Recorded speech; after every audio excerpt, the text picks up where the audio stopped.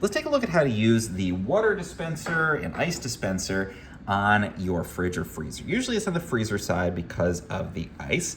And this might be inside the door, it might be on the front like mine here, but usually the process is pretty much the same no matter where it's located, and most models are fairly similar in terms of what you're gonna do. So here's how we're gonna use this. The first thing you wanna do is decide whether you want ice, and if you do, what kind of ice you want.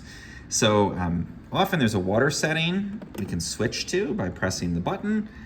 Sometimes there's just gonna be two different areas where there'll be like one area for ice, one area for water, but typically you're choosing a type of ice. So cubed ice is the normal kind of ice cube you expect to see in a drink, like in a restaurant. Crushed ice, it's actually gonna grind up that ice. It's almost like not quite a snow cone consistency, but a little bit more kind of like pulverized. And then once you've selected what you want, I'll show you both of those, we're gonna actually bring our cup over, and we're gonna find there's usually a little pressure pad inside here that's gonna activate the flow of water. We're gonna go ahead and put our cup in and press that, again, having selected the kind of ice. And again, you might see a water and an ice one, so go for the ice first. We're just gonna press that in. You might have to wait a second for this to fall down, so don't think it's not working, especially for the crushed ice. It's gonna take a moment. So there you go, that's the crushed. It's these little pulverized things, more surface area, cools your drink down faster. Now, if we switch over to the cubed ice setting here, go ahead and grab that. Again, just give it a second if it doesn't seem to be working.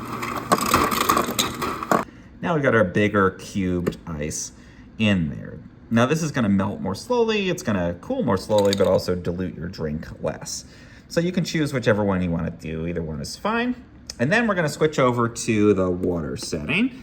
Again, sometimes you might just have two different areas to fill, one for ice and one for water. Sometimes they're stacked front to back, which is confusing. Like the water comes first and the ice is in the back, and you have to do the ice by pushing all the way back, and then the water kind of is like a little tab higher up. You'll be able to identify based on your own fridge and freezer exactly what's going on there. But either way, we're gonna select water or we're gonna use the water area, and we're just gonna do that same process. So push this in, I'm gonna fill it up here with the amount of water that we want. And then we stop. And that's the basics. If something's not working right, a couple things to try, like if ice just isn't coming out, make sure the door is fully closed. Usually the ice is getting dispensed down a little chute into the actual ice maker. So you can check, just make sure that there's actually ice in the hopper up here. Sometimes this little bar can get pushed up and that's gonna shut off the ice. So if you're not getting new ice, push that down. It's gonna activate it for you again.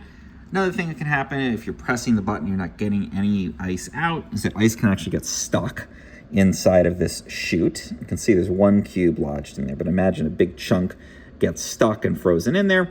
Your best bet then is to put something into the ice maker here to catch the water, and then pour some hot water through there to melt that ice, loosen that right up. But in typical operation, it's very, very straightforward, but not necessarily obvious if you've never used one of these before.